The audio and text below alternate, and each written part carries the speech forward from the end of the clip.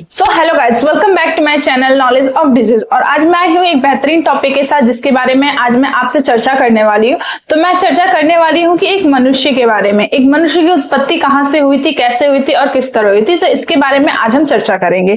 तो चलिए बिना वक्त गवाए स्टार्ट करते हैं कि इस टॉपिक पे हम क्या जान सकते हैं। ठीक, तो पहला यह है कि एक मनुष्य का जो जीवन होता है वो बहुत कठिन होता है, बहुत दुर्लभ होता है, जिसको जीने के लिए इंसान का दिमाग सबसे ज्यादा वर्क करता है, जिससे कि उसके कार्य को आसान बनाया जा सकता है। ठीक है, तो अब आगे हम ये जानने की कोशिश करते हैं कि आखिर जो मनुष्य है उसकी उत्पत्ति हुई कहाँ से थी, कैसे हुई थी और किस तरह से होती है। तो इसके बारे में हम आज बात करेंगे। एक मनुष्य का जीवन काल लगभग 100 साल का होता है। ठीक है, अब हम ये बात करते हैं कि जो मनुष्य होता है वो भ्रूण होता है, फिर उसके बाद बच्चा होता है, बच्चे से वो मनुष्य होता है, फिर उसके बाद वो बूढ़ा हो जाता है। तो इसके बारे में हम डिस्कस करने वाले हैं।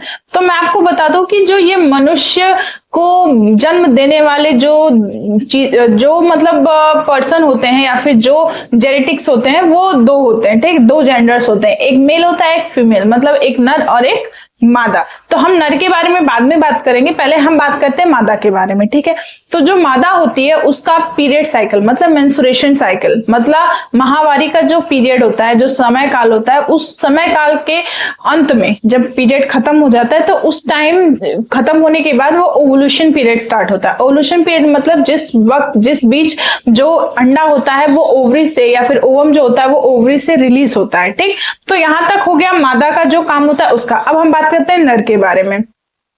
जो नर होता है वो जब फिजिकल होता है मादा के साथ, या फिर ये कहूं कि वो संभोग करता है या फिर प्रजनन करता है वो मादा के साथ, तो जो मेल होता है उसके पेनिस से स्पर्म रिलीज होता है, मतलब कि जो वसा रिलीज होता है वो जाता है जो मादा है उसके बच्चेदानी में, मतलब कि यूट्रस में। जिस यूट्रस से होते हुए जो मतलब ओवरी से होते हुए जो ओवम फैलोपियन ट्यूब में आया था वो स्पर्म पहुंचने के बाद उसे फर्टिलाइज करता है, मतलब कि उसके साथ प्रजनन करता है, जिससे कि जो मतलब ओवम होता है वो डिवाइड होता है 16 to 24, इस तरह डिवाइड होके वो एक एम्ब्रियो का डेवलपमेंट करता है। ठीक है, जैसा कि आप स्क्रीन में देख सकते हैं कि वो एम्ब्रियो बन चुका हुआ है। तो फिर इसके बाद वो आने के बाद वो एक जो बच्चेदानी होता है उसमें इम्प्लांट होता है, मतलब कि उसमें सेट हो जाता है कि हाँ ये ठीक है, होता है, मतलब कि उसमें इम्प्लांट होके वो सेट हो जाता है वहां पे कि हाँ यहीं पे हमें रहना है। फिर धीरे धीरे धीरे धीरे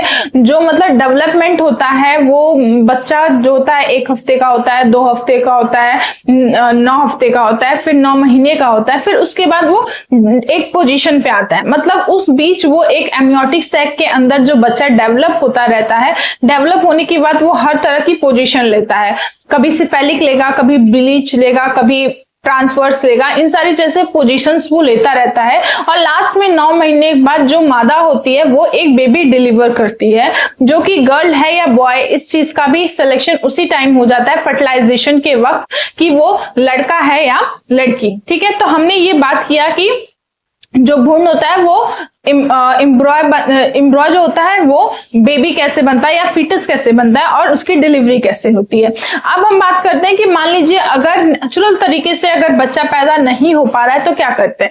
तो इसमें हम लोग आईवीएफ करवाते हैं। आईवीएफ में ये होता है कि जो बेबी होता है उस आर्टिफिशियल तरीके से मतलब इम्प्लांट करवाया जाता है। जैसे कि हम एक काम करते हैं कि उसमें जो मेल का स्पर्म होता है, मतलब मादा का नर का जो वसा होता है उसमें मादा के बच्चेदानी में हम उसको रिलीज करते हैं ताकि वो जो ओवम हो उसको फर्टिलाइज कर दे। ठीक है, इसमें क्या होता है, आईवीएफ में जुड़वा बच्चे भी हो सकते हैं, सिंगल बच्चा भी हो सकता है। ठीक है, फिर दूसरा तरीका आता है हमारा test tube baby. Test tube baby में क्या होता है कि हम ओवम और स्पर्म दोनों को बाहर निकाल के एक ट्यूब में फर्टिलाइज करके जो कि मादा है उसके बच्चेदानी में इम्प्लांट कर देते हैं। ठीक है, तो इस तरह भी बेबी होता है। ठीक, तो ये सारे प्रोसीजर थे कि अगर हम नेचुरल तरीके से नहीं कर पा रहे तो हमको कैसे करना होगा आर्टिफिशियल तरीके से बेबी को मतलब बर्थ दे सकते हैं या फिर हम पेरेंट्स बन सकते हैं। ठीक, तो ये सारी चीजें थी जिसके बारे में मैंने आपको बताया। अब हम नॉर्मली ये चीजें होती है कि जो बेबी डेवलप होता है धीरे धीरे, 1 हफ्ते में क्या होता है, 2 हफ्ते में क्या होता है, 3 हफ्ते में क्या होता है, तो इन सारी चीजों के बारे में मैं आपसे नेक्स्ट वीडियो में डिस्कस करूंगी। अभी आप बस इतना जानिए कि भ्रूण से लेके वो बच्चे तक की जर्नी जो एक पर्सन या एक लाइफ की होती है वो किस तरह होती है। आई होप आपको वीडियो पसंद आई होगी और समझ में भी आई होगी। अगर आपको समझ में आए तो प्लीज इसको शेयर करिए, लाइक करिए और चैनल को सब्सक्राइब करिए और बीमारियों के बारे में जानने के लिए हमें सब्सक्राइब करिए। और अगर आपके भी दिमाग में कोई ऐसी बीमारी है जिसके बारे में आप जानना चाहते हैं तो हमें कमेंट करके बताइए, हम आपकी पूरी हेल्प करेंगे। तब तक के लिए थैंक यू।